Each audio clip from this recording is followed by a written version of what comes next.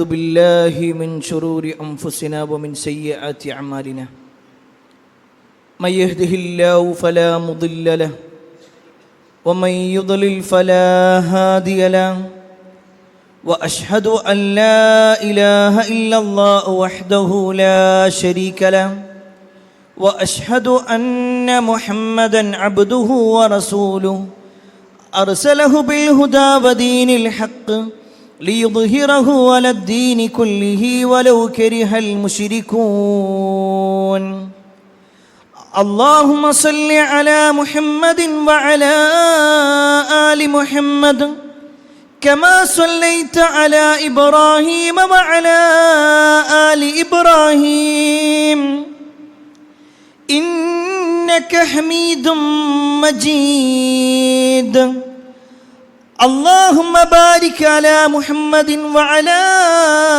آل محمد كما باركت على إبراهيم وعلى آل إبراهيم إنك حميد مجيد يا أيها الذين آمنوا اتقوا الله حق تقاته ولا تموتن إلا وأنتم مسلمون أما بعد فإن خير الحديث كتاب الله وخير الهدي هدي محمد صلى الله عليه وسلم وشر الأمور محدثاتها وكل محدثة بدعة وكل بدعة ضلالة وكل ضلالة في النار أعوذ بالله من الشيطان الرجيم بسم الله الرحمن الرحيم من ذا الذي يقرض الله قرضا حسنا فيضاعفه له وله أجر كريم يا أيها الناس أوصيكم وإياي أولا بتقوى الله.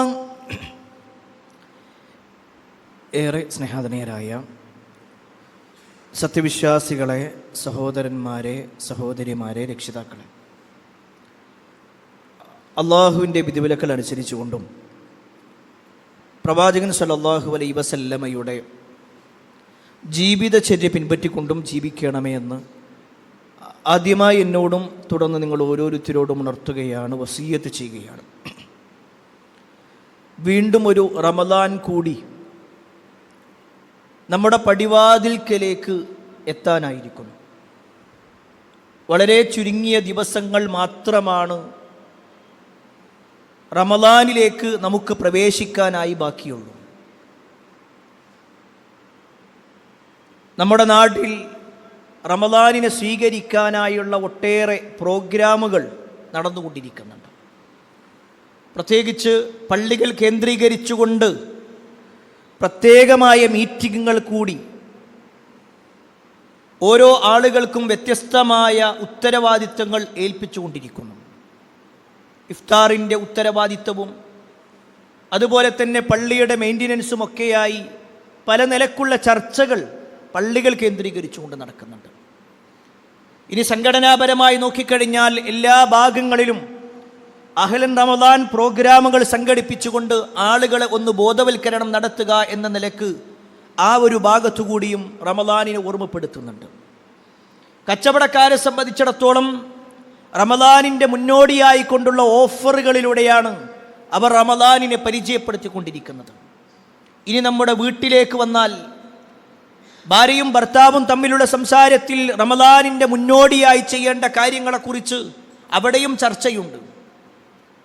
കൂടുതൽ സാധനങ്ങൾ വാങ്ങിവെക്കുന്നതിനെക്കുറിച്ചും അതുപോലെ തന്നെ തയ്യാറാക്കുന്നതിനെക്കുറിച്ചും കുടുംബത്തിൽ ഇഫ്താർ എന്നാണ് സംഘടിപ്പിക്കുക എന്നതിനെക്കുറിച്ചുമൊക്കെ വലിയ വലിയ ചർച്ചകളും ഒരുക്കങ്ങളും നടന്നുകൊണ്ടിരിക്കുന്നുണ്ട്. പ്രിയപ്പെട്ടവരെ, നാടും നഗരവുമെല്ലാം ഒരുങ്ങിക്കഴിഞ്ഞു. പള്ളിയും കൂട്ടായ്മകളുമെല്ലാം തയ്യാറെടുത്തു കഴിഞ്ഞു. റമദാനാകുന്നത് ഏറ്റവും വിലപിടിപ്പുള്ള ഒരു അതിഥിയെ സ്വീകരിക്കാനായി എല്ലാവരും ഒരുങ്ങിയിട്ടുണ്ടെങ്കിൽ ആ ഒരു ഒരുക്കം നമ്മൾ ഒരുങ്ങിയിട്ടുണ്ടോ എന്ന ഒരു ചോദ്യമാണ് ഇന്നത്തെ ഖുതുബയിലൂടെ ചോദിക്കാൻ ഉദ്ദേശിക്കുന്നത്.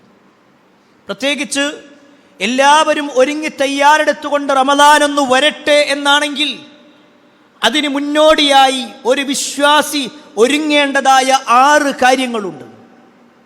പണ്ഡിതന്മാർ അതിനെ കൃത്യമായി വിശദീകരിക്കുന്നുണ്ട്. എങ്ങനെയാണ് ഒരു തയ്യാറെടുപ്പ് നടത്തേണ്ടത്, എങ്ങനെയാണ് റമദാനിനെ സ്വീകരിക്കേണ്ടത്, റമദാനിന് മുന്നോടിയായി കൊണ്ടുള്ള ഒരുക്കം എങ്ങനെയായിരിക്കണം. അതിൽ ഒന്നാമത്തെ വിഷയം ആത്മീയമായ ഒരുക്കമാണ്. എല്ലാ അർത്ഥത്തിലും റമദാനിനെ ആത്മീയമായി സ്വീകരിക്കാൻ നമ്മൾ റെഡിയാവണം. റമദാൻ എന്ന വാക്കിൻ്റെ അർത്ഥം കരിച്ചു കളയുന്നത് എന്നാണ്. ഇപ്പോൾ നമ്മളുള്ള ശഅബാനിനും ഇനി വരാനിരിക്കുന്ന ശവ്വാലിനും ഇടയിലുള്ള ഒരു മാസമായി കൊണ്ടല്ല റമദാനിനെ നമ്മൾ കാണേണ്ടത്. അറബ് മാസങ്ങളിലെ 9ാമത്തെ മാസം എന്ന് പറഞ്ഞുകൊണ്ട് നിസാരവൽക്കരിക്കേണ്ടതുമല്ല. മറിച്ച് റമദാൻ കരിച്ചു കളയുന്നതാണെങ്കിൽ എന്താണ് റമദാൻ കരിച്ചു കളയുന്നത്? റമദാൻ എന്ന വാക്കിനർത്ഥം കരിച്ചു കളയലാണെങ്കിൽ നമ്മുടെ പാപങ്ങൾ കരിച്ചു കളയാനുള്ള ഒരു അവസരമാണ് റമദാനിലൂടെ നമുക്ക് ലഭിക്കുന്നത്. തൗബയുടെ മാസമായി, ഇസ്തിഗ്ഫാറിന്റെ മാസമായി റമദാനിനെ എണ്ണുമ്പോൾ നമുക്ക് പറയാൻ കഴിയണം, എൻ്റെ പാപം ഇതാ ഈ റമദാൻ കൊണ്ട് മാറ്റപ്പെട്ടിട്ടുണ്ട്. റമദാൻ വരട്ടെ എന്ന് പറയാനല്ല, റമദാൻ വന്നിട്ട് തൗബ ചെയ്യണമെന്നല്ല, റമദാൻ വന്നതിന് ശേഷം ഇസ്തിഗ്ഫാർ വർദ്ധിപ്പിക്കണമെന്നല്ല, റമദാൻ വരുന്നതിന് മുന്നോടിയായി കൊണ്ട് തന്നെ ഒരു ഒരുക്കം, എല്ലാ പാപങ്ങളും ഒഴിവാക്കിക്കൊണ്ടുള്ള ഒരുക്കം, അതാണ് വിശ്വാസിയിൽ ഉണ്ടാവേണ്ടത്. നിങ്ങൾക്കറിയുമോ പ്രവാചകൻ സല്ലല്ലാഹു അലൈഹി വസല്ലമയുടെ ഒരു ചരിത്രം ഒരുപാട് തവണ നമ്മുടെ ഈ മിമ്പറിൽ പരാമർശിക്കപ്പെട്ടതാണ്. ഒരു വെള്ളിയാഴ്ച ദിവസം പ്രവാചകൻ സല്ലല്ലാഹു അലൈഹി വസല്ലം മദീന പള്ളിയുടെ മിമ്പറിലേക്ക് കയറുകയാണ്. അതിൻ്റെ 1ാമത്തെ ചവിട്ടുപടിയിൽ കയറിയപ്പോൾ റസൂലുള്ളാഹി സ്വല്ലല്ലാഹു അലൈഹി വസല്ലം ആമീൻ എന്ന് പറഞ്ഞു. 2ാമത്തെ ചവിട്ടുപടിയിൽ കയറുമ്പോഴും നബി സല്ലല്ലാഹു അലൈഹി വസല്ലം ആമീൻ എന്ന് പറഞ്ഞു. 3ാമത്തെ ചവിട്ടുപടിയിലും പ്രവാചകൻ ആമീൻ പറഞ്ഞു. സ്വഹാബത്തിന് പരിചയമില്ലാത്തതായിരുന്നു അത്, അങ്ങനെ ഒരു ആമീൻ പറച്ചിൽ. അതുകൊണ്ട് തന്നെ സ്വഹാബത്ത് ചോദിച്ചു, അല്ലാഹുവിൻ്റെ റസൂലേ, എന്തുകൊണ്ടാണ് നിങ്ങൾ ഇങ്ങനെ ആമീൻ പറഞ്ഞത്? ആ സമയത്ത് റസൂലുള്ളാഹി സ്വല്ലല്ലാഹു അലൈഹി വസല്ലം പറയുകയാണ്, ഞാൻ മിമ്പറിലേക്ക് കയറാനായി 1ാമത്തെ ചവിട്ടുപടിയിൽ കയറിയപ്പോൾ ജിബ്രീൽ, എൻ്റെ അടുക്കൽ ജിബ്രീൽ വരികയുണ്ടായി. എന്നിട്ട് ജിബ്രീൽ അലൈഹിസ്സലാം ഒരു പ്രാർത്ഥന നടത്തി, അതിനാണ് ഞാൻ ആമീൻ പറഞ്ഞത്. എന്താണ് പ്രിയപ്പെട്ടവരെ ജിബ്രീൽ അലൈഹിസ്സലാം നടത്തിയ പ്രാർത്ഥനയെന്നോ? റഗിമ അൻഫ്, ഒരു പദപ്രയോഗത്തിൽ അങ്ങനെയാണ്, ഒരു മനുഷ്യന്റെ മൂക്ക് മണ്ണിൽ കുത്തട്ടെ, അതാണ് അതിൻ്റെ അർത്ഥം. ഒരു ശാപത്തിന്റെ വാക്ക്. മറ്റൊരു ഹദീസിൽ ബഉദ, അവൻ വിദൂരത്തിലാവട്ടെ, അകറ്റപ്പെടട്ടെ. അവൻ ആരുടെ കാര്യത്തിലാ പറയുന്നത്? മൻ അദ്റക റമളാൻ, ഒരു മനുഷ്യന് റമളാൻ കിട്ടി, ആ റമളാനിലൂടെ പാപമോചനം നേടാൻ കഴിയാത്തവൻ, റമളാൻ എന്ന അവസരം കിട്ടിയിട്ട് അതിലൂടെ പാപമോചനം നേടാൻ കഴിയാത്തവൻ നശിക്കട്ടെ, അവൻ വിദൂരത്തിലാവട്ടെ, അവന്റെ മൂക്ക് മണ്ണിൽ കുത്തട്ടെ, അവൻ ശപിക്കപ്പെടട്ടെ. ആരാണ് പ്രാർത്ഥിക്കുന്നത്? അല്ലാഹുവിന്റെ മുഖറബായ മലക്കുൽ മുഖറബ് എന്ന പേരിൽ അറിയപ്പെടുന്ന ജിബ്രീൽ അലൈഹിസ്സലാം. അതിനാരാ ആമീൻ പറയുന്നത്? അഷ്റഫുൽ ഖൽഖ്, സൃഷ്ടികളിൽ വെച്ച് ഏറ്റവും ഉന്നതനായ മുഹമ്മദ് മുസ്തഫ സല്ലല്ലാഹു അലൈഹി വസല്ലം ആമീൻ പറയാം. പ്രിയപ്പെട്ടവരെ, അവിടെ നമ്മൾ വിലയിരിക്കും. നമ്മുടെയൊക്കെ ജീവിതത്തിൽ 10, 20, 30 കൊല്ലങ്ങളൊക്കെ റമദാൻ അനുഭവിച്ചവരാണ് നമ്മൾ, റമദാനിലൂടെ കടിഞ്ഞുപോയവരാണ് നമ്മൾ. എന്നാൽ നമുക്ക് പറയാൻ കഴിയുമോ, ജിബ്രീൽ അലൈഹിസ്സലാം അന്ന് നടത്തിയ ആ ഒരു പ്രാർത്ഥനയിൽ, നബി സല്ലല്ലാഹു അലൈഹി വസല്ലം അന്ന് പറഞ്ഞ ആ ഒരു ആമീൻ പറച്ചിലിൽ ഞാനില്ല. കാരണം എൻ്റെ പാപങ്ങൾ പൊറുക്കപ്പെടുന്ന രൂപത്തിലാണ് ഞാൻ റമദാനിനെ സ്വീകരിച്ചിട്ടുള്ളത്, എൻ്റെ പാപങ്ങൾ പൊറുക്കുന്ന രൂപത്തിലാണ് റമദാനിനെ ഞാൻ അവസാനിപ്പിച്ചിട്ടുള്ളത്.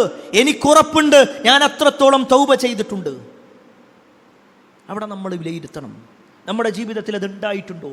വിശ്വാസികളോട് അല്ലാഹു സുബ്ഹാനഹു വ തആല എടുത്തു പറയുന്ന കാര്യം, വതൂബു ഇലല്ലാഹി ജമീഅൻ അയ്യുഹൽ മുഅ്മിനൂൻ, അല്ലയോ സത്യവിശ്വാസികളെ, നിങ്ങൾ അല്ലാഹുവിലേക്ക് ഖേദിച്ചു മടങ്ങണം.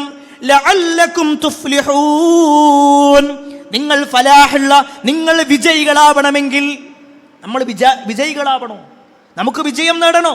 എന്നാൽ ഏറ്റവും വലിയ വിജയം പാപമോചനത്തിൽ നിന്നുള്ള ഒരു രാജിയാവലാണ്, തിന്മകളിൽ നിന്നുള്ള ഒരു രാജിയാകലാണ്.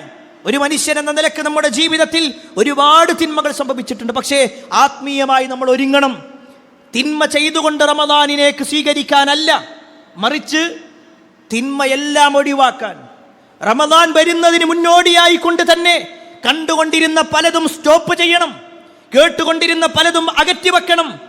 കാണാൻ ആഗ്രഹിച്ച പലതുമുണ്ട്, പക്ഷേ അത് അല്ലാഹ്ക്ക് ഇഷ്ടമില്ലാത്തതാണ്, അതുകൊണ്ട് ഞാൻ ഇത് ഒഴിവാക്കുന്നു, തീരുമാനിക്കാൻ കഴിയണം.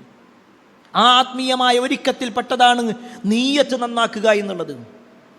ഒരു നീയത്തുണ്ടാവണം. ഈ റമദാൻ അതെന്നെ മാറ്റും. ഈ റമദാനിലൂടെ ഞാൻ എൻ്റെ ജീവിതത്തിൽ പൂർണ്ണമായൊരു മാറ്റം ഉണ്ടാക്കും. ഈ റമദാൻ പൂർണ്ണമായി വിനിയോഗിക്കുന്ന ആളുകളായി ഞാൻ മാറും. അവിടെ ഒരു ഒരുക്കം പ്രിയപ്പെട്ടവരെ നമ്മളിൽ ഉണ്ടാവണം. അതുപോലെ തന്നെ നമ്മുടെ മുൻഗാമികളെ സംബന്ധിച്ചിടത്തോളം അവരിൽ ആത്മീയമായ ഒരുക്കത്തിൽപ്പെട്ടതാണ് റമദാനിന്റെ മുന്നോടിയായി കൊണ്ട് നിരന്തരമായ പ്രാർത്ഥന. അല്ലാഹുവേ, റമദാനിനെ ഞങ്ങളിലേക്ക് നീ അടുപ്പിച്ചു തരണമേ എന്ന് പറയുന്ന ആ ഒരു തരത്തിലുള്ള പ്രാർത്ഥനകൾ നമ്മുടെ മുൻഗാമികളുടെ ചരിത്രത്തിൽ കാണുവാൻ സാധിക്കും. റമദാനിന്റെ മുന്നേ ഒരു 6 മാസക്കാലം അവർ നിരന്തരമായി പ്രാർത്ഥിച്ചു കൊണ്ടിരിക്കും, റമദാനിനെ ഞങ്ങൾക്ക് നൽകണേ, അതിൽ നന്മകൾ ചെയ്യാനുള്ള അവസരങ്ങൾ നൽകണേ, ആ നന്മകൾ കൊണ്ട് സ്വർഗം നേടാൻ കഴിയണേ എന്നിങ്ങനെ അവർ പ്രാർത്ഥിച്ചുകൊണ്ടേയിരുന്നു. റമദാൻ കഴിഞ്ഞാലോ പിന്നീടുള്ള 6 മാസം അവർ നടത്തുക റബ്ബന തഖബ്ബൽ മിന്നാ, റബ്ബേ ഈ റമദാനിൽ ഞങ്ങൾ ഒരുപാട് ചെയ്തിട്ടുണ്ട്, അത് ഞങ്ങൾ ഇത് സ്വീകരിക്കണേ. നമസ്കരിച്ചിട്ടുണ്ട്, നോമ്പെടുത്തിട്ടുണ്ട്, സക്കാത്ത് കൊടുത്തിട്ടുണ്ട്, സ്വതക്ക കൊടുത്തിട്ടുണ്ട്, എല്ലാം ഞങ്ങളിൽ നിന്നും സ്വീകരിക്കണേ. ഇതാണ് നമ്മുടെ മുൻഗാമികളുടെ ആത്മീയമായ ഒരുക്കം. ആ ഒരു ആത്മീയമായ ഒരുക്കം പ്രിയപ്പെട്ടവരെ നമ്മളിൽ ഉണ്ടാവണം. രണ്ടാമത്തെ വിഷയം, രണ്ടാമത്തെ ഒരുക്കം ശാരീരികമായി കൊണ്ടുകൂടി ഒരു ഒരുക്കമാണ്. നമ്മൾ റമദാനിന്റെ മുന്നിലാണുള്ളത്. കഴിഞ്ഞ ആഴ്ചയിലും അതിൻ്റെ മുമ്പത്തെ ആഴ്ചയിലുമൊക്കെ ശഅബാൻ മാസത്തിന്റെ പ്രാധാന്യം നമ്മൾ വിശദീകരിച്ചു. റസൂലുള്ളാഹി സ്വല്ലല്ലാഹു അലൈഹി വസല്ലം റമദാൻ കഴിഞ്ഞാൽ ഏറ്റവും കൂടുതൽ നോമ്പെടുത്തിട്ടുള്ള മാസമാണ് ശഅബാൻ മാസം. എങ്കിൽ ആ ശഅബാനിൽ സുന്നത്ത് നോമ്പുകൾ നമ്മൾ വർദ്ധിപ്പിക്കണം. റമദാനിന്റെ മുന്നോടിയായിക്കൊണ്ട് റമദാനിൽ നമ്മൾ ഒരുങ്ങിയിട്ടുണ്ടോ എന്ന് പരിശോധിക്കാം. ഈ ദിവസം വരെ നമ്മൾ ഒരുങ്ങിയിട്ടുണ്ടോ എന്നുള്ളത്, വീട്ടിൽ ഭക്ഷണ സാധനങ്ങൾ വാങ്ങിയിട്ടുണ്ടോ ഇല്ലയോ എന്നുള്ളതല്ല. നമ്മുടെ വീടിന്റെ അല്ലെങ്കിൽ ഷോപ്പിന്റെ മുന്നിലായിക്കൊണ്ട് റമദാനിന് സ്വാഗതം എന്ന് പറയലല്ല. ഏതെങ്കിലും അഹ്റൽ റമദാൻ എന്ന് പറയുന്ന ഒരു പോസ്റ്റർ അത് നമ്മുടെ സ്റ്റാറ്റസ് ആക്കി വെക്കലല്ല, മറിച്ച് നമ്മൾ ഒരുങ്ങിയിട്ടുണ്ടോ എന്നതിന്റെ തെളിവ് ഈ കഴിഞ്ഞുപോയ ദിവസങ്ങളിൽ ഒരു സുന്നത്ത് നോമ്പെങ്കിലും നമ്മൾ എടുത്തിട്ടുണ്ടോ? ഒരൊറ്റ സുന്നത്ത് അതുണ്ടെങ്കിൽ പ്രിയപ്പെട്ടവരെ നമ്മളിതാ മനസ്സുകൊണ്ട് റെഡി ആയിട്ടുണ്ട്. കാരണം റസൂലുള്ളാഹി സ്വല്ലല്ലാഹു അലൈഹി വസല്ലമ പറയാണ്, മൻ സ്വാമ യൗമൻ ഫീ സബീലില്ലാഹ് ബഅദല്ലാഹു വജ്ഹഹു അനിന്നാരി 70 ഖരീഫ. ആരെങ്കിലും അല്ലാഹുവിന്റെ മാർഗത്തിൽ ഒരു നോമ്പെടുത്തു കഴിഞ്ഞാൽ, ഒരൊറ്റ നോമ്പെടുത്തു കഴിഞ്ഞാൽ അവന്റെ മുഖത്തെ അല്ലാഹു 70 വർഷത്തെ വഴി ദൂരത്തേക്ക് മാറ്റുന്നതാണ് ഒരൊറ്റ നോമ്പിനുള്ള പ്രതിഫലം. ഇത് റമദാൻ ആവണമെന്നില്ല, റമദാനിൽ മാത്രം കിട്ടുന്ന പുണ്യമല്ല, മറിച്ച് നമ്മൾ ഇന്നലെ നോമ്പെടുത്തു, ഈ പ്രതിഫലമുണ്ട്. നാളെ നോമ്പെടുക്കാൻ ഉദ്ദേശിക്കുന്നുണ്ട്, ഈ പ്രതിഫലമുണ്ട്. ഇനിയുള്ള ദിവസങ്ങളിൽ ഒരു 3-4 ദിവസങ്ങൾ നമുക്ക് മാറ്റിവെക്കാം.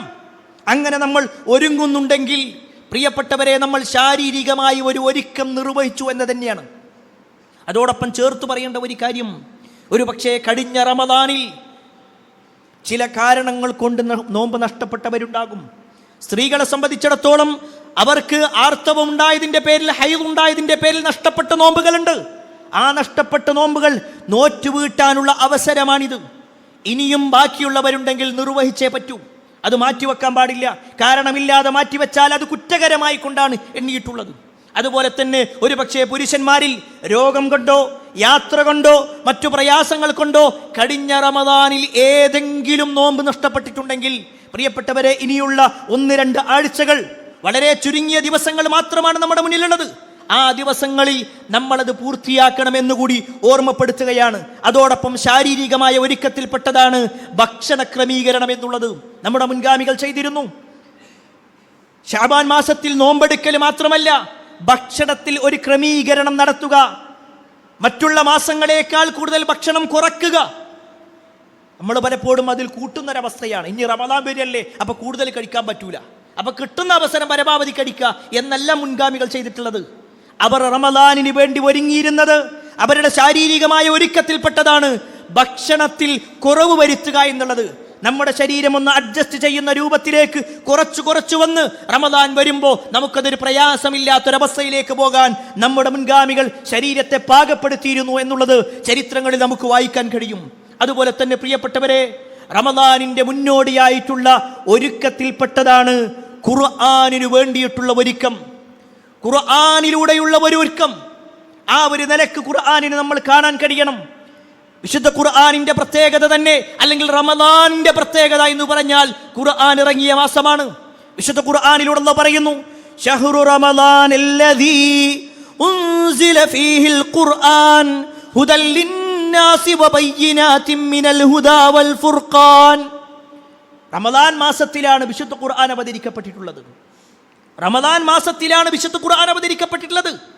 ഇത് ഖുർആൻ എടുത്തു പറഞ്ഞിട്ടുണ്ടെങ്കിൽ ഖുർആൻ ഓതാനും വായിക്കാനുമുള്ള മാസമായിക്കൊണ്ട് ഈ റമദാനിനെ നമ്മൾ പ്രത്യേകം കാണണം. പ്രത്യേകിച്ച് നമ്മുടെ മുൻഗാമികളെ സംബന്ധിച്ചിടത്തോളം ഇപ്പോൾ നമ്മളുള്ള ശഅബാൻ മാസം, ഈ മാസത്തിന് അവർ നൽകിയിരുന്ന പേര് ഷഹ്റുൽ ഖുർആ, ഷഹ്റുൽ ഖുർആ, വായനക്കാരുടെ മാസം എന്ന. ഏതെങ്കിലും പുസ്തകങ്ങൾ വായിക്കാനല്ല, ഖുർആൻ വായിക്കാനായി അവർ തുടങ്ങി വെക്കും. റമദാനിൻ്റെ മുന്നോടിയായി കൊണ്ട് തന്നെ തുടങ്ങി വെക്കും. നമ്മളോ പലപ്പോഴും റമദാൻ വരട്ടെ, റമദാനിൻ്റെ ഒന്നാമത്തെ ദിവസമാവട്ടെ, ഒന്ന് കഴിഞ്ഞിട്ടല്ലേ ഉള്ളൂ, രണ്ടിനിയും ബാക്കിയില്ലേ, ഒരാഴ്ച കഴിഞ്ഞിട്ടല്ലേ ഉള്ളൂ, ഇനിയും 3 ആഴ്ചയില്ലേ, ഇങ്ങനെ പറഞ്ഞ് അവസാനം റമദാനിൻ്റെ അവസാനത്തെ ദിവസവും കഴിഞ്ഞ് തക്ബീർ ചൊല്ലുന്ന സമയത്ത് നമ്മളിങ്ങനെ വല്ലാതെ പ്രയാസപ്പെട്ടിട്ടുണ്ട്. എനിക്ക് ഈ ഒരു റമദാൻ കഴിഞ്ഞു, ഇനി അടുത്ത റമദാൻ ആവട്ടെ. അതല്ല പ്രിയപ്പെട്ടവരെ, ഇപ്പോഴേ നമ്മൾ ഒരുക്കം തുടങ്ങണം, ഇപ്പോഴേ നമ്മൾ തുടങ്ങണം. റമദാൻ വരട്ടെ എന്ന് കാത്തിരിക്കുന്ന അവസ്ഥയല്ല. നമ്മുടെ മുൻഗാമികൾ എല്ലാ ക്ലാസ്സുകളും വരെ മാറ്റിവെക്കാറുണ്ടായിരുന്നു. അവരുടെ കച്ചവട സ്ഥാപനങ്ങൾ മാറ്റിവെക്കും, കച്ചവടത്തിൻ്റെ ഭാഗങ്ങളെല്ലാം കുറക്കും. എന്നിട്ട് പറയും, ഈ മാസം മുതൽ ഞാനിതാ ഖുർആനിലേക്ക് മടങ്ങുകയാണ്. അങ്ങനെ നമ്മുടെ മുൻഗാമികൾ റെഡിയായി. ഇനി റമദാനിൻ്റെ അവസ്ഥയോ? ഒരുപാട് ചരിത്രങ്ങൾ നമ്മൾ കേട്ടിട്ടുണ്ട്. നമ്മുടെ മുൻഗാമികൾ ഖുർആൻ പഠനവുമായി ബന്ധപ്പെട്ടുകൊണ്ട് മാറ്റിയ ചരിത്രങ്ങൾ. എന്നാൽ ഒരൊറ്റ ചരിത്രം മാത്രം ഓർമ്മപ്പെടുത്തട്ടെ. അബ്ബാസിയ ഖലീഫയായിരുന്ന സുൽത്താൻ ഹാറൂൺ റഷീദ്, ഈ സുൽത്താൻ ഹാറൂൺ റഷീദിന്റെ ഭാര്യയായിരുന്നു സുബൈദ. ഒരു പക്ഷേ ഇന്നും മക്കയിൽ നമ്മൾ പോയി കഴിഞ്ഞാൽ സുബൈദ കനാൽ കാണാൻ കഴിയും. അന്ന് അവരുണ്ടാക്കിയ ഒരു കനാൽ, മക്കയിൽ വരുന്ന ഹാജിമാരായ ആളുകൾക്ക് വെള്ളമില്ലാത്തതിന്റെ പേരിൽ കിലോമീറ്ററുകളോളം അകലെ നിന്നുകൊണ്ട് ലക്ഷക്കണക്കിന്, അന്നേ ദിവസം ആ കാലഘട്ടത്തിൽ ലക്ഷക്കണക്കിന് രൂപയും സ്വർണവും ചെലവഴിച്ചുകൊണ്ട് അവരുണ്ടാക്കിയ ആ ഒരു കനാല് നമുക്ക് കാണാൻ കഴിയും. അതേ സുബൈദ ബീവിയുമായി ബന്ധപ്പെട്ടുകൊണ്ടുള്ള ചരിത്രം നമുക്ക് കാണുവാൻ കഴിയും. അവരുടെ കൊട്ടാരത്തിൽ റമദാനായി കഴിഞ്ഞാൽ അതിനടുത്തുകൂടി ഒരാൾ പോകുകയാണെങ്കിൽ ഒരു തേനീച്ചക്കൂട്ടിൻ്റെ അടുത്തുകൂടി പോകുന്ന ഒരു ശബ്ദം പോലെ കേൾക്കുന്ന ചരിത്രകാരന്മാർ വിശദീകരിക്കുന്നുണ്ട്. എന്താണ് ആ മൂളക്കം എന്നറിയുമോ? സുബൈദ ബീവിയുടെ സേവകരായിട്ട് പലരുണ്ടാകും, അവരുമുണ്ടാകും. എന്നിട്ട് അവർ മാറിയിരുന്നു കൊണ്ട് ഖുർആൻ പാരായണം ചെയ്തുകൊണ്ടേയിരിക്കും. ആ ഖുർആൻ പാരായണവും ഖുർആൻ ഓതിക്കൊണ്ട് അവരുടെ കരച്ചിലും അവരുടെ ഏങ്ങലുകളുമായിരുന്നു ഒരു കടന്നൽ കൂടിന്റെ അല്ലെങ്കിൽ തേനീച്ചക്കൂടിന്റെ മൂളക്കം പോലെ ആളുകൾ കേട്ടിരുന്നത്. അത്രത്തോളം ഖുർആനുമായിട്ട് അവർക്ക് ബന്ധമുണ്ടായിരുന്നു. പ്രിയപ്പെട്ടവരെ, നമ്മളൊന്ന് പരിശോധിക്കും. ഒരു കുറ്റപ്പെടുത്തലല്ല. ഈ ശബ്ദം കേൾക്കുന്നവരിൽ 30, 40, 50 വയസ്സുള്ളവരുണ്ട്. നമുക്ക് പറയാൻ കഴിയോ എൻ്റെ ജീവിതത്തിൽ ഒരിക്കലെങ്കിലും ഞാൻ ഖുർആൻ മുഴുവനായി ഓതി തീർത്തിട്ടുണ്ടെന്ന്? ഒരൊറ്റ തവണ അള്ളാഹിൻ്റെ മുന്നിൽ ഹാജരാക്കപ്പെടുമെന്ന് 100% വിശ്വാസമുള്ളത് കൊണ്ടാണ് നമ്മളിവിടെ ഇരിക്കുന്നത്. പരലോകമുണ്ട് എന്നുള്ള ബോധ്യമുള്ളത് കൊണ്ടാ. എങ്കിൽ ആ പരലോകത്തിനെ കുറിച്ച് പറഞ്ഞ റസൂലുള്ളാഹി സ്വല്ലല്ലാഹു അലൈഹി വസല്ലം ഖബറിലുള്ള ചോദ്യത്തിൽ 4ാമത്തെ ഒരു ചോദ്യം കൂടി പറഞ്ഞിട്ടുണ്ട്. മൻ റബ്ബുക മാ ദീനുക മൻ നബിയുക എന്നതിനപ്പുറത്തേക്ക് 4ാമത്തെ ഒരു ചോദ്യം വിശുദ്ധ ഖുർആനുമായി ബന്ധപ്പെട്ടുകൊണ്ടാണ്. നിന്റെ ഇമാം ആരാണെന്ന ചോദ്യം. അതിന് ഖുർആൻ നമ്മുടെ മുന്നിലുണ്ടാവണം. ഇമാം എന്ന് പറഞ്ഞാൽ മുന്നിലുള്ളവെന്ന. നമ്മുടെ മുന്നിൽ വിശുദ്ധ ഖുർആൻ ഉണ്ടാവണം. നമ്മുടെ ജീവിതത്തിൽ ഒന്ന് പരിശോധിക്കും പ്രിയപ്പെട്ടവർ, ഇതൊരു കുറ്റപ്പെടുത്തലല്ല. നമ്മൾ എന്താ റബ്ബിനോട് പറയാൻ പോകുന്നത്? നമുക്ക് എന്ത് ന്യായമാണ് പറയാനുള്ളത്? ഒരു പക്ഷേ ഇവിടെ ഖുർആൻ ക്ലാസ്സിന് വിളിച്ചു കഴിഞ്ഞാൽ നമുക്കൊരുപാട് ന്യായങ്ങളുണ്ട് പറയാൻ. എൻ്റെ ജോലി തിരക്കാണ്, എൻ്റെ വീട്ടിലെ പ്രശ്നമാണ്, ഭാര്യയ്ക്ക് പ്രയാസമാണ്, മക്കൾ ഒറ്റക്കാണ്, എന്തെല്ലാം കാരണങ്ങൾ. എന്നാൽ ഇതിലേത് കാരണം പറഞ്ഞാലാണ് അള്ളാഹിൻ്റെ മുന്നിൽ നമ്മൾ രക്ഷപ്പെടുക? നമ്മൾ സ്വയം ഒന്ന് പരിശോധിക്കട്ടോ. ഏത് കാരണം പറഞ്ഞാൽ, ഇപ്പോഴും ഖുർആൻ മുന്നിൽ വെച്ചുകൊണ്ട് ഓതാൻ വേണ്ടി പറഞ്ഞാൽ നമ്മൾ പിന്നിലേക്ക് തിരിയും. ഞാൻ ആരെയും കുറ്റപ്പെടുത്താനല്ല. എന്താണ് പ്രിയപ്പെട്ടവരെ നമ്മൾ പഠിക്കാത്തത്? എന്താ ഇനിയും എന്നപ്പോൾ കാത്തിരിക്കണം? ആരെയാണ് നമ്മൾ കാത്തിരിക്കുന്നത്? ഇനി നമ്മുടെ മുന്നിൽ ഒരു ജിബ്രീൽ വരുമോ? ഇനി ഒരു പ്രവാചകൻ വരാനുണ്ടോ നമുക്ക് ഖുർആൻ ഓതിത്തരാൻ? നമ്മുടെ മുൻഗാമികളൊക്കെ ആ ഖുർആൻ ഒരു റമദാനിൽ തന്നെ 4, 5, 6, 10 ഖത്തം തീർത്ത ആളുകൾ. ഇമാം ഷാഫിഈ റഹ്മത്തുള്ളാഹിയുടെ ചരിത്രം വായിക്കുമ്പോൾ 60 തവണയാണ് ഖത്തം തീർത്തതെന്ന്. 60 തവണ. ആ ഇമാം ഷാഫിയുടെ കൂടെ സ്വർഗത്തിൽ എത്തണം എന്നാണ് നമ്മൾ ആഗ്രഹിക്കുന്നത്. കഴിയോ? സ്വഹാബത്തിന്റെ അടുക്കൽ നിന്നും ദീനി കേട്ട താബികളുടെ ചരിത്രം കാണാൻ കഴിയും, സ്വഹാബത്തിന്റെ ചരിത്രം കാണാൻ കഴിയും. അവരൊക്കെ ഖുർആനിലൂടെയായിരുന്നു ജീവിച്ചിരുന്നത്. പ്രിയപ്പെട്ടവരെ, ഇപ്പം നമ്മളൊരു തയ്യാറെടുപ്പ് നടത്തുകയാണെങ്കിൽ,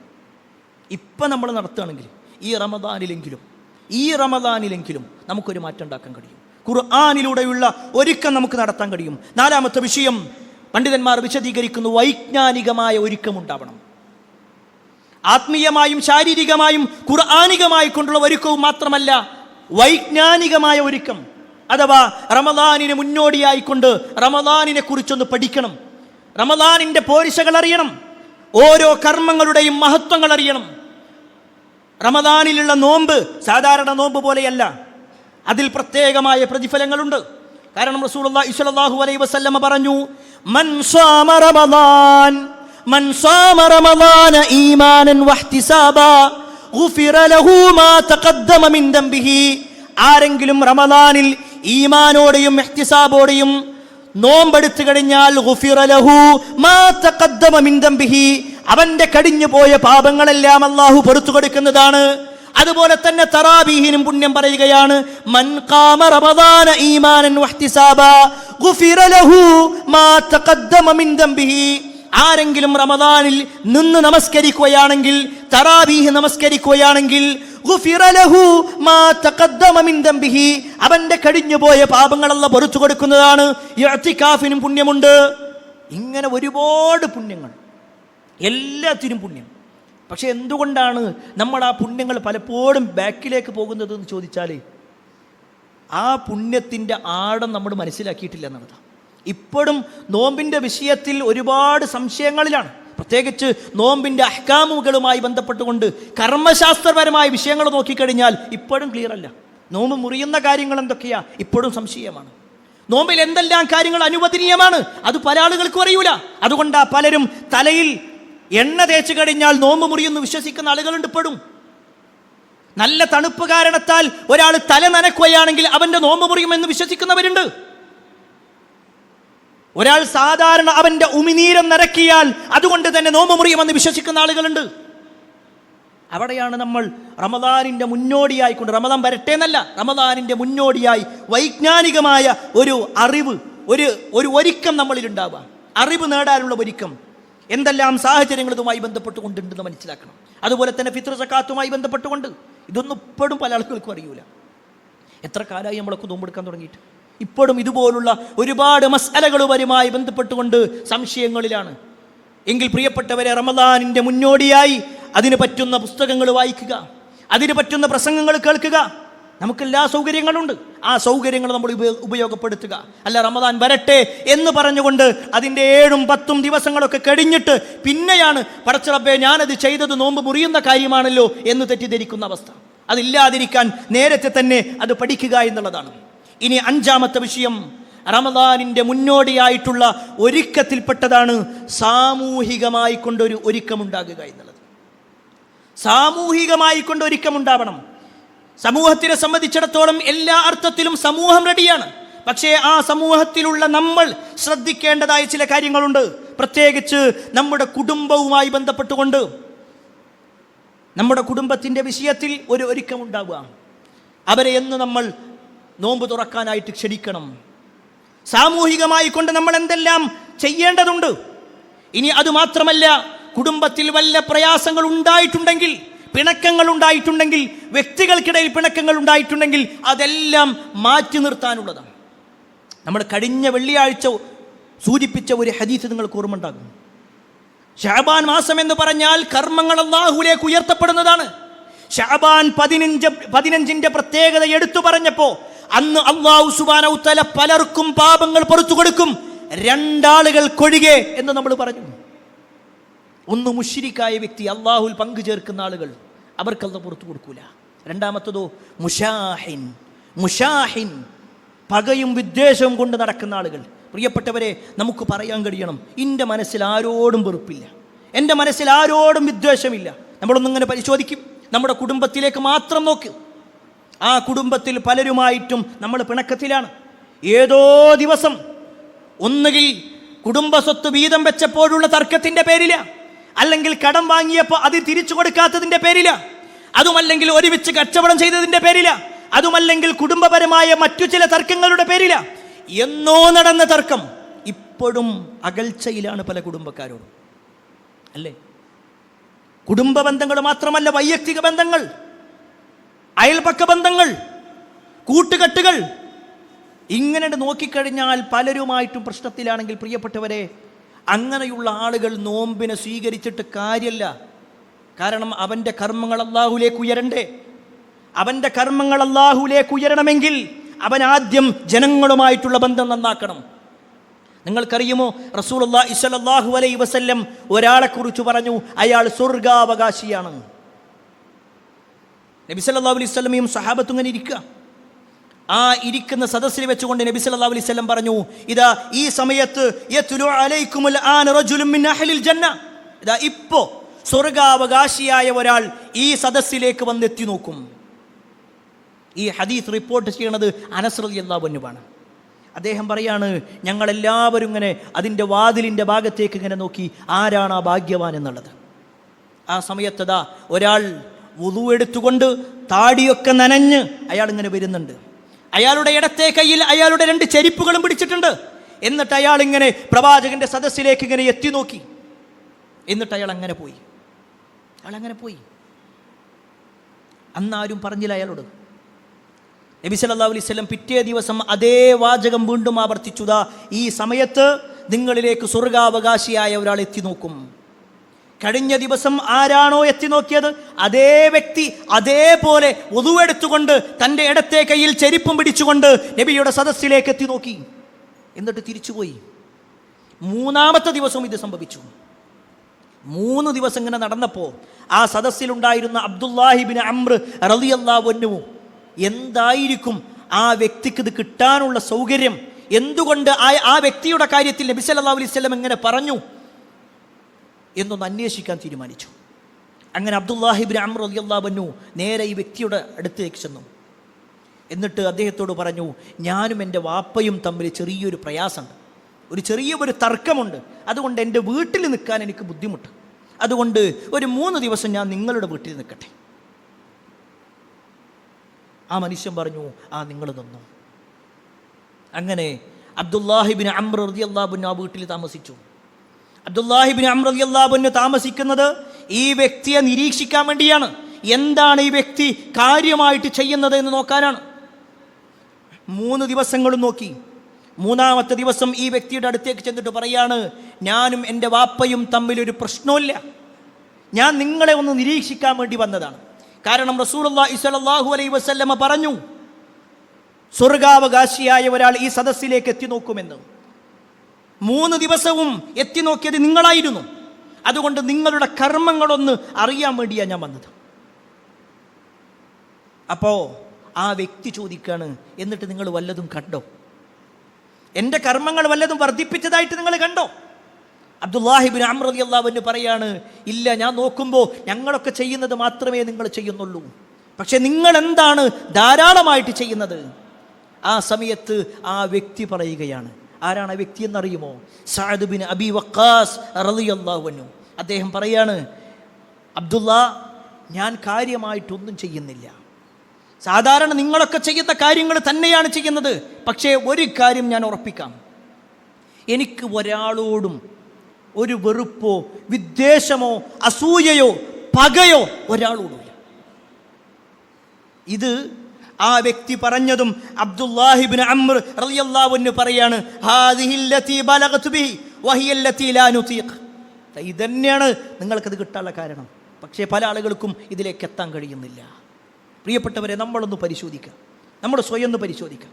നമ്മളിൽ എത്ര ആളുകൾക്ക് ആ ഒരു കാര്യം എടുത്തു പറയാൻ കഴിയും? നമ്മുടെ സഹോദരന്മാരുടെ വിഷയത്തിൽ, നമ്മുടെ കുടുംബക്കാരുടെ വിഷയത്തിൽ, നമ്മുടെ സുഹൃത്തുക്കളുടെ വിഷയത്തിൽ ഒരാളോടും എനിക്ക് പകയില്ല, എനിക്ക് വിദ്വേഷമില്ല എന്ന് പറയാൻ കഴിയുമോ? അവിടെയാണ് നമ്മുടെ മുൻഗാമികൾ ആ ഒരു തരത്തിലുള്ള മാറ്റം തയ്യാറാക്കിയത്. അതുപോലെ തന്നെ സാമൂഹികമായ ഒരുക്കത്തിൽപ്പെട്ട വളരെ പ്രധാനപ്പെട്ട കാര്യമാണ് മറ്റുള്ളവരെ നോമ്പ് തുറപ്പിക്കുക എന്നുള്ളത്. വലിയ പുണ്യം കിട്ടുന്ന കാര്യം, സാമൂഹികമായി കൊണ്ട് നമ്മൾ വിളിക്കേണ്ട ഒരു കാര്യമാണത്. നമ്മുടെ കുടുംബത്തിലും പരിചയത്തിലും അയൽപക്കത്തിലുള്ള ആളുകളെ വിളിച്ചുകൊണ്ട് നോമ്പ് തുറപ്പിക്കുക എന്നുള്ളത്. പ്രത്യേകിച്ച് റസൂലുള്ളാഹി സ്വല്ലല്ലാഹു അലൈഹി വസല്ലം അതിൻ്റെ പുണ്യമായിട്ട് എണ്ണി പറയുകയാണ്, മൻ ഫത്തറ സ്വായിമൻ കാന ലഹു മിസ്ലു അജ്രിഹി ഗൈറ അന്നഹു ലാ യൻഖുസു മിൻ അജ്രി സ്വായിമി ഷൈആ.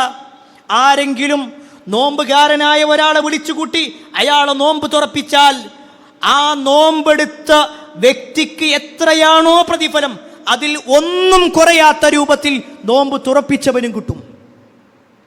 നമ്മൾ ഒരാളെ നോമ്പ് തുറപ്പിച്ചാൽ നമ്മുടെ നോമ്പിൻ്റെ പ്രതിഫലവും അയാളുടെ നോമ്പിൻ്റെ ഫലവും നമുക്ക് കിട്ടും. അയാൾക്ക് വേറുണ്ട്. അയാൾക്കുള്ള പ്രതിഫലം എത്രയാണോ അല്ലാഹു കൊടുക്കുന്നത് അതിൽ ലാ യൻഖുസു, കുറവ് വരാത്ത രൂപത്തിൽ നമുക്ക് കിട്ടും.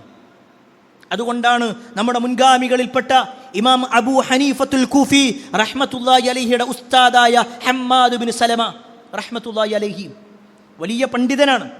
അതോടൊപ്പം തന്നെ അദ്ദേഹം സാമ്പത്തികമായി കുറച്ച് കഴിവുള്ള ആളായിരുന്നു. ചരിത്രത്തിൽ കാണുവാൻ സാധിക്കും, എല്ലാ റമദാനിലും എല്ലാ ദിവസത്തിലും 500 ആളുകളെ വിളിച്ചുകൊണ്ട് അദ്ദേഹം നോമ്പ് തുറപ്പിക്കും. 500 ആളെ എല്ലാ ദിവസവും, ഏതെങ്കിലും ഒരു ദിവസമല്ല, എല്ലാ ദിവസവും. എന്നിട്ടോ നോമ്പ് തുറപ്പിച്ചതിന് ശേഷം എല്ലാ നോമ്പും കഴിഞ്ഞാൽ 500 ആളുകൾക്ക് ഭക്ഷണവും അദ്ദേഹം കൊടുക്കുന്നു, 500 ആളുകൾക്ക് വസ്ത്രവും കൊടുക്കും. അതിന് അദ്ദേഹത്തോട് കാരണം അന്വേഷിച്ചു, അതിന് മാത്രം വലിയ പൈസ ഉണ്ടോ? അതിന് അദ്ദേഹം പറഞ്ഞ എന്താണെന്നറിയോ? എനിക്ക് കിട്ടുന്ന ഈ ഒരവസരം അത് ഞാൻ ഉപയോഗപ്പെടുത്തുക. പണം എടുത്തു വെച്ചിട്ട് കാര്യമില്ല, എടുത്തു വെച്ചത് കൊണ്ട് കാര്യമില്ല. ഞാൻ എത്രത്തോളം നോമ്പ് തുറപ്പിക്കുന്നുണ്ടോ അതിനനുസരിച്ചുകൊണ്ട് അത്രയും ആളുകളുടെ പ്രതിഫലം എനിക്ക് കിട്ടും. 500 ആളെ നോമ്പ് തുറപ്പിച്ചാൽ 500 + 1 501 ആളുകളുടെ നോമ്പെടുത്ത പ്രതിഫലം കിട്ടും. പ്രിയപ്പെട്ടവരെ, വലിയ പുണ്യമുള്ള കാര്യമാണ്. പക്ഷേ പല ആളുകളും അതിനെ നിസ്സാരവൽക്കരിക്കുന്നു എന്നതൊരു സത്യമാണ്. 6ാമത്തെ വിഷയം, റമദാനിൻ്റെ മുന്നോടിയായി കൊണ്ടുള്ള ഒരുക്കത്തിൽപ്പെട്ടതാണ് ദിനചര്യകളുമായി ബന്ധപ്പെട്ടുകൊണ്ടുള്ള ഒരു ഒരുക്കമുണ്ടാവുക എന്നുള്ളത്. നമ്മൾ റമദാനിൻ്റെ മുന്നോടിയായി ഭക്ഷണത്തിൽ ക്രമീകരണം നടത്തുന്നതോടൊപ്പം നമ്മുടെ നമസ്കാരവുമായി ബന്ധപ്പെട്ടുകൊണ്ടും നമ്മുടെ ദിനചര്യകളുമായി ബന്ധപ്പെട്ടുകൊണ്ടും ചില മാറ്റങ്ങൾ ഉണ്ടാവണം. ഇപ്പോഴും സുബഹിക്ക് എഴുന്നേൽക്കാത്ത ആളുകളുണ്ട്. അവരോടാണ് ഓർമ്മപ്പെടുത്താനുള്ളത്, റമദാനിൽ മാത്രമായി കൊണ്ട് ഒരു സുബഹി നമസ്കാരം നബി സല്ലല്ലാഹു അലൈഹി വസല്ലം പഠിപ്പിച്ചിട്ടില്ല. ഒരാൾ സുബഹി നിസ്കരിക്കണില്ല എന്ന് പറഞ്ഞാൽ അവൻ്റെ ജീവിതത്തിൽ ഒരു ബറക്കത്തുമില്ല എന്നാണ്. ഒരു സുബഹി ജമാഅത്ത് നഷ്ടപ്പെടുക എന്ന് പറഞ്ഞാൽ അവൻ്റെ വീട് കരിച്ചു കളയുന്ന രൂപത്തിലാണ് ഇസ്ലാമിക നിയമമുള്ളത്. സുബഹി വീട്ടിൽ നിസ്കരിക്കേണ്ടതല്ല. മനുഷ്യ സഹജമായി എപ്പോഴെങ്കിലും ഉറക്കത്തിൽപ്പെട്ടു പോയി, നമ്മൾ ഉണർന്നപ്പോഴേക്ക് ജമാഅത്ത് നഷ്ടപ്പെട്ടു പോയി എങ്കിൽ അപ്പോൾ ഓർമ്മ വന്നാൽ അല്ലെങ്കിൽ ഉണർന്ന സമയത്ത് നിർവഹിക്കുക. അതല്ലാതെ സ്ഥിരമായി സുബഹി നമസ്കാരം നഷ്ടപ്പെടുത്തുന്ന, ജമാഅത്ത് നഷ്ടപ്പെടുത്തുന്ന, പള്ളിയിൽ പോകാത്ത ആളുകളുണ്ട്. പ്രിയപ്പെട്ടവരെ, നമ്മൾ ഗൗരവത്തിലെടുക്കണം. അതുപോലെ തന്നെ ദിനചര്യയിൽപ്പെട്ട വലിയ ഒരു കാര്യമാണ് രാത്രി നമസ്കാരം എന്നുള്ളത്. പലരും കാത്തിരിക്കുകയാണ് റമദാൻ വരട്ടെ എന്നിട്ട് വേണം തറാവീഹ് തുടങ്ങാൻ. ശരിയാണ്, തറാവീഹ് റമദാനിൽ തന്നെയാണ്. പക്ഷേ നബി സല്ലല്ലാഹു അലൈഹി വസല്ലം റമദാനിൽ മാത്രമായി കൊണ്ടല്ല രാത്രി നമസ്കരിച്ചിട്ടുള്ളത്. ഇന്നലെയും നമസ്കരിക്കാമായിരുന്നു, ഇന്നും നമസ്കരിക്കാം. രാത്രി നമസ്കാരങ്ങൾ നമ്മുടെ മുൻഗാമികളൊക്കെ വലിയ പ്രാധാന്യത്തോടു കൂടിയാണ് കണ്ടിരുന്നത്. നിങ്ങൾക്കറിയുമോ, സ്വഹാബിമാരുടെ കൂട്ടത്തിൽപ്പെട്ട ശദ്ദാദ് ബിൻ ഔസ് റളിയല്ലാഹു അൻഹു, അദ്ദേഹം വീട്ടിലേക്ക് വന്നു കഴിഞ്ഞാൽ, രാത്രി ഉറങ്ങാനായിട്ട് വീട്ടിലേക്ക് വന്നാൽ ചരിത്രത്തിൽ കാണാൻ കഴിയും, ഒരു തിളച്ച ചട്ടിയിലിങ്ങനെ കടുകിട്ട് കഴിഞ്ഞാൽ അല്ലെങ്കിൽ ധാന്യമണികൾ ഇട്ട് കഴിഞ്ഞാൽ അതിങ്ങനെ പൊട്ടിത്തെറിക്കുന്ന രൂപത്തിൽ, അതിങ്ങനെ അങ്ങോട്ടും ഇങ്ങോട്ടും തെറിക്കുന്ന രൂപത്തിൽ അദ്ദേഹത്തിന് കിടക്കാൻ കഴിയാത്തൊരവസ്ഥ. അദ്ദേഹം തിരിഞ്ഞും മറിഞ്ഞും ഇങ്ങനെ കിടക്കും, അദ്ദേഹത്തിന് ഉറക്കം വരില്ല. ആ സമയത്ത് അദ്ദേഹം നടത്തുന്ന ഒരു പ്രാർത്ഥനയുണ്ട്. അല്ലാഹുമ്മ ഇന്നന്നാർ ഖദ് അദ്ഹബത അന്നിൻ നൗം. അല്ലാഹുവേ, നരകത്തെക്കുറിച്ചുള്ള ഓർമ്മ അല്ലെങ്കിൽ അതിനെക്കുറിച്ചുള്ള ഭയം എന്നിൽ നിന്ന് ഉറക്കത്തെ അകറ്റിക്കളഞ്ഞുകൊണ്ടിരിക്കുകയാണ്. നമ്മളൊന്ന് ആലോചിച്ച് നോക്ക്. നമുക്ക് നമസ്കാരം നിർവഹിക്കാത്തതിൻ്റെ പേരിൽ, രാത്രി നിസ്കാരം ഒഴിവാക്കിയതിൻ്റെ പേരിൽ ഉറക്കം നഷ്ടപ്പെട്ടവരല്ല നമ്മൾ. ഒരു പക്ഷേ രാത്രി 12 മണിവരെയും 1 മണിവരെയും ഫോണിൽ ഇങ്ങനെ ചാറ്റ് ചെയ്തുകൊണ്ടും മെസ്സേജ് അയച്ചുകൊണ്ടും അല്ലെങ്കിൽ റീലുകൾ കണ്ടുകൊണ്ടും സിനിമ കണ്ടുകൊണ്ടും ചെലവഴിക്കുന്നവരുണ്ടാകും സമൂഹത്തിൽ. പക്ഷേ പ്രിയപ്പെട്ടവരെ, നമ്മളൊന്ന് ആലോചിച്ച് നോക്കി, രാത്രി നമസ്കാരത്തിന് വേണ്ടി അങ്ങനെ ഒരു സമയം മാറ്റി വെച്ചിട്ടുണ്ട് നമ്മൾ. റമദാൻ വരട്ടെ എന്ന് പറഞ്ഞ് കാത്തിരിക്കണ്ട. അതിന് മുന്നോടിയായിക്കൊണ്ട് നമ്മുടെ മുൻഗാമികളൊക്കെ ആ നരകത്തിൻ്റെ ഭയപ്പാടോടുകൂടി നിർവഹിച്ചിട്ടുണ്ടെങ്കിൽ നമുക്ക് കഴിയണം ഒരു 3 റക്അത്തെങ്കിലും, ഒരു 5 റക്അത്തെങ്കിലും, എത്രയാണോ നമുക്ക് കഴിയുന്നത് ആ രാത്രി നമസ്കാരം ഇന്നു മുതൽ തന്നെ തുടങ്ങാൻ നമുക്ക് സാധിക്കേണ്ടതുണ്ട്. ഈ പറഞ്ഞ ഓരോ ഒരുക്കങ്ങളും നമ്മുടെ ജീവിതത്തിൽ ശ്രദ്ധ കൊടുക്കേണ്ട വിഷയങ്ങളാണ്. അല്ലാഹു സുബ്ഹാനഹു വ തആല ഏറ്റവും നല്ല രൂപത്തിൽ റമദാനാകുന്ന അതിഥിയെ സ്വീകരിക്കുന്ന ആളുകളിൽ നമ്മെ ഏവരെയും ഉൾപ്പെടുത്തുമാറാവട്ടെ. അൽഹംദുലില്ലാഹി അൽഹംദുലില്ലാഹി റബ്ബിൽ ആലമീൻ വസ്സലാത്തു വസ്സലാമു അലാ റസൂലില്ലാഹ് വഅലാ ആലിഹി വഅസ്ഹാബിഹി അജ്മഈൻ. അമ്മാ ബഅദ്. പ്രിയപ്പെട്ട സഹോദരങ്ങളെ, സത്യവിശ്വാസികളെ, അള്ളാഹുവിൻ്റെ വിധിവിലക്കൾ അനുസരിച്ചുകൊണ്ടും പ്രവാചകൻ സല്ലല്ലാഹു അലൈഹി വസല്ലമയുടെ ജീവിതചര്യ പിൻപറ്റിക്കൊണ്ടും ജീവിക്കണമേ എന്ന് ഒരിക്കൽ കൂടി എന്നോടൊന്ന് പോലെ നിങ്ങൾ ഓരോരുത്തരോടും ഉണർത്തുകയാണ്, വസീയത്ത് ചെയ്യുകയാണ്. റമദാനിൻ്റെ മുന്നോടിയായി ഒരു വിശ്വാസി ഒരുങ്ങേണ്ടതായ 6 കാര്യങ്ങളെക്കുറിച്ചാണ് ഓർമ്മപ്പെടുത്തിയത്. എന്നാൽ റമദാനിൽ മാത്രമല്ല, റമദാനിൻ്റെ മുന്നോടിയായും റസൂലുള്ളാഹി സ്വല്ലല്ലാഹു അലൈഹി വസല്ലമയും മുൻഗാമികളും നിർവഹിച്ച വലിയ ഒരു പുണ്യപ്രവർത്തനമാണ് ദാനധർമ്മങ്ങൾ വർദ്ധിപ്പിക്കുക എന്നുള്ളത്. പ്രത്യേകിച്ച് റസൂലുള്ളാഹി സ്വല്ലല്ലാഹു അലൈഹി വസല്ലമയെ സംബന്ധിച്ച് ഹദീസിൽ കാണുവാൻ സാധിക്കും, കാന അജ്വദുന്നാസ്. നബി സല്ലല്ലാഹു അലൈഹി വസല്ലം അടിച്ചു വീശുന്ന ഒരു കാറ്റിനെ പോലെ എന്താണോ കയ്യിലുള്ളത് അത് കൊടുക്കുന്ന അവസ്ഥയായിരുന്നു. എത്രയാണുള്ളത് അത് കൊടുക്കും. അത്രത്തോളം ദാനധർമ്മങ്ങൾക്ക് പ്രാധാന്യമുള്ള മാസങ്ങളിലൂടെയാണ് നമ്മൾ പോയിക്കൊണ്ടിരിക്കുന്നത്. അത് കേവലം റമദാൻ വരട്ടെ എന്ന് പറഞ്ഞുകൊണ്ട് കാത്തിരിക്കേണ്ടതില്ല. അതിൻ്റെ മുമ്പും നമ്മുടെ മുൻഗാമികൾ ധാരാളമായി കൊണ്ട് ധർമ്മം ചെയ്തിട്ടുണ്ട്. പ്രത്യേകിച്ച് ധർമ്മം ചെയ്യുക എന്നുള്ളത്, ദാനം ചെയ്യുക എന്നുള്ളത് അള്ളാഹുവിന് കടം കൊടുക്കുക എന്നാണ് ഇസ്ലാം പഠിപ്പിക്കുന്നത്. അള്ളാഹ്ക്ക് കടം കൊടുക്കുക. നമ്മൾ അള്ളാഹ്ക്ക് വല്ലതും കൊടുക്കേണ്ടതുണ്ടോ? അള്ളാഹ്ക്ക് വല്ല സമ്പത്തിൻ്റെയും ആവശ്യമുണ്ടോ? എന്നാൽ അള്ളാഹുവിന് ആരാണോ കടം കൊടുക്കുന്നത് അള്ളാഹു അത് ഇരട്ടിക്കിരട്ടിയായി നൽകുന്ന. നമുക്ക് പരിചയമുള്ള ഒരു വ്യക്തി വലിയ സമ്പന്നനാണ്. ഒരു വഴിയിൽ വെച്ചുകൊണ്ട് നമ്മൾ അദ്ദേഹത്തെ കണ്ടു. അയാൾ പറയാണ്, എൻ്റെ പേഴ്സ് നഷ്ടപ്പെട്ടു, എൻ്റെ ഫോണിലെ ഗൂഗിൾ പേ ആണെങ്കിൽ വർക്ക് ചെയ്യുന്നില്ല, നിങ്ങൾ അത്യാവശ്യമായിട്ട് 1000 രൂപ തരണം എന്ന് പറഞ്ഞാൽ ഒരു മടിയും കൂടാതെ നമ്മൾ കൊടുക്കും. കാരണം അയാൾ വലിയ സമ്പന്നനാണ്. നമ്മൾ കൊടുത്താൽ ആ പണമോ അല്ലെങ്കിൽ അതിൽ കൂടുതലോ തരാൻ കഴിവുള്ള ആളാണ്. ഒരു പക്ഷേ നമ്മൾ പിന്നീട് എപ്പോഴെങ്കിലും നമ്മൾ വല്ല സഹായം ചോദിച്ചാൽ, വലിയ സഹായം ചോദിച്ചാൽ പോലും തരാൻ കഴിവുള്ള ആളാണ്. അങ്ങനെ ഒരാൾക്ക് നമ്മൾ സാമ്പത്തികമായിട്ട് സഹായിക്കൂലേ? അങ്ങനെ ഒരാൾക്ക് നമ്മൾ സാമ്പത്തികമായി കടം കൊടുക്കൂലേ? എങ്കിൽ പ്രിയപ്പെട്ടവരെ, അല്ലാഹു സുബ്ഹാനഹു വ തആല വിശുദ്ധ ഖുർആനിലൂടെ ചോദിക്കുകയാണ്, മൻ ദല്ലദീ യുഖ്രിദുല്ലാഹ ഖർളൻ ഹസന. ആ ചോദ്യം നോക്ക്, ആരുണ്ട് അള്ളാഹുവിന് ഒരു നല്ല കടം കൊടുക്കുവാൻ? അള്ളാഹ്ക്ക് കടം കൊടുക്കാൻ ആരെങ്കിലും ഉണ്ടോ? അള്ളാഹിൻ്റെ ചോദ്യം. അള്ളാഹ്ക്ക് ആരുടെയും സമ്പത്ത് ആവശ്യമല്ല. പക്ഷേ അള്ളാഹിൻ്റെ മാർഗത്തിൽ ഒരാൾ കൊടുക്കുക എന്നുള്ളത് അള്ളാഹ്ക്കുള്ള കടമായിട്ടാണ് നിന്നത്. എന്നിട്ട് അള്ളാഹ് പറയാണ്, ഫയുളാഇഫഹു ലഹു. അങ്ങനെ ആരെങ്കിലും കൊടുത്തു കഴിഞ്ഞാൽ അള്ളാഹുവിന് ആരാണോ കൊടുക്കുന്നത് അവനത് ഇരട്ടിക്കിരട്ടിയായി അള്ളാഹു വർദ്ധിപ്പിക്കുന്നതുമാണ്. വലഹു അജ്റുൻ കരീം. അയാൾക്ക് മാന്യമായ പ്രതിഫലവും അള്ളാഹു നൽകും. ഇരട്ടിക്കിരട്ടിയായി കൊടുക്കുമെന്ന് മാത്രമല്ല, അതിനപ്പുറം അള്ളാഹു കരീമായ മാന്യമായ ഒരു പ്രതിഫലം അയാൾക്ക് നൽകുകയും ചെയ്യും. പ്രിയപ്പെട്ടവരെ, വലിയ പ്രതിഫലം കിട്ടുന്ന കാര്യമാണ് ദാനധർമ്മം എന്നുള്ളത്. അള്ളാഹ്ക്കുള്ള കടം. എങ്കിൽ പ്രിയപ്പെട്ടവരെ, നമുക്കൊരുപാട് അവസരങ്ങളുണ്ട്. ആ അവസരങ്ങളിൽ ഒരവസരം ഓർമ്മപ്പെടുത്തട്ടെ, നമ്മുടെ ഈ പള്ളിയുമായി ബന്ധപ്പെട്ടുകൊണ്ട്. അൽഹംദുലില്ലാഹ്, അള്ളാഹുവിൻ്റെ അപാരമായ അനുഗ്രഹത്താൽ, അതിനുശേഷം നമ്മളിൽ പലരുടെയും സാമ്പത്തികമായ സഹായം കാരണത്താൽ നമ്മുടെ പള്ളി ഏകദേശം നല്ല റാഹത്തിൽ തന്നെയുള്ളത്. പക്ഷേ ഇപ്പോഴും ശക്തമായ ചൂടുണ്ട് എന്നുള്ളത് ഒരു യാഥാർത്ഥ്യമാണ്. ഒരു പക്ഷേ ഇനി അങ്ങോട്ട് റമദാനിലേക്ക് കടക്കുമ്പോൾ ഈ പാലക്കാടിൻ്റെ ചൂട് ഞാൻ പ്രത്യേകിച്ച് പറയേണ്ടതില്ല. എന്നേക്കാൾ കൂടുതൽ അതിനെക്കുറിച്ച് അറിയുന്നവർ നിങ്ങളാണ്. എങ്കിൽ നമ്മളിവിടെ ഏതാനും AC വാങ്ങുക എന്നുള്ളത് ഉദ്ദേശിക്കുന്നുണ്ട്. വലിയ ഒരു ചെലവ് അതിനുണ്ട് എന്നുള്ളത് പ്രത്യേകം ഓർമ്മപ്പെടുത്തേണ്ടതില്ലല്ലോ. ഒരു പക്ഷേ നമ്മുടെ വീട്ടിലൊക്കെ നമ്മുടെ കുട്ടികളൊന്ന് ചൂടിനെക്കുറിച്ച് പരാതി പറഞ്ഞാൽ, നമ്മുടെ ഭാര്യ അതിനെക്കുറിച്ചൊന്ന് പരാതി പറഞ്ഞാൽ എത്ര ത്യാഗം ചെയ്തുകൊണ്ടും നമ്മളത് വാങ്ങിക്കൊടുക്കും. കാരണം നമ്മൾ അവരെ സ്നേഹിക്കുന്നുണ്ട്. എങ്കിൽ പ്രിയപ്പെട്ടവരെ, അള്ളാൻ്റെ പള്ളിയിലേക്ക്, അള്ളാഹുവിൻ്റെ ഭവനത്തിലേക്ക് നമ്മളാൽ കഴിയുന്ന രൂപത്തിൽ ഒരു സഹായം, നമ്മളാൽ കഴിയുന്ന രൂപത്തിലുള്ള ഒരു സഹായം നമ്മൾ നൽകണമെന്ന് പ്രത്യേകം ഓർമ്മപ്പെടുത്തുകയാണ്. ആ ഒരു അവസരം നമ്മൾ ഉപയോഗപ്പെടുത്തണമെന്ന് കൂടി ഓർമ്മപ്പെടുത്തുന്നു. അള്ളാഹു സുബ്ഹാനഹു തആല എല്ലാ അർത്ഥത്തിലും നന്മകൾ ചെയ്ത് ജീവിക്കുന്ന ആളുകളിൽ നമ്മെ ഏവരെയും ഉൾപ്പെടുത്തുമാറാവട്ടെ.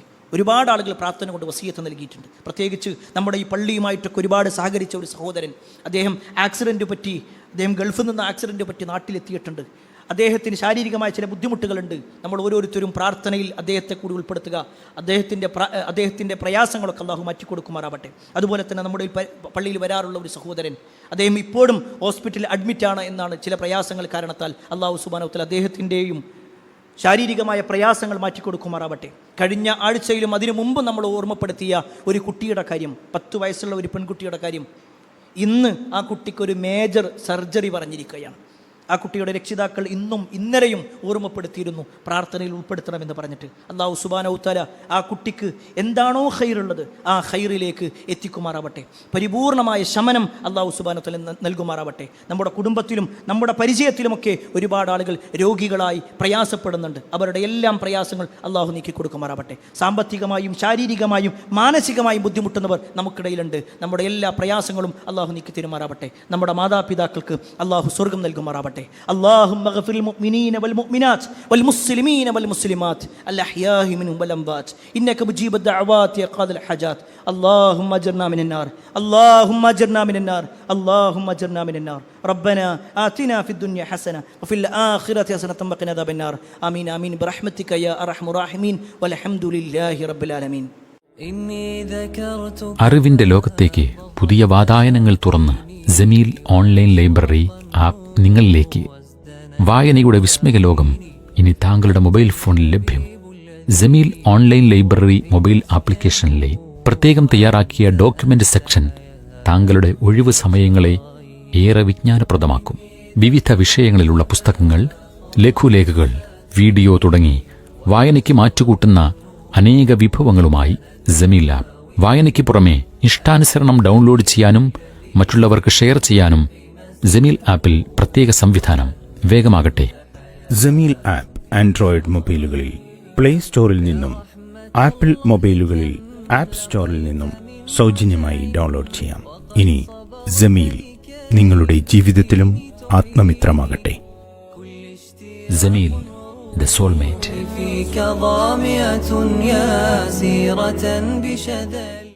Peace Radio, tune to reality.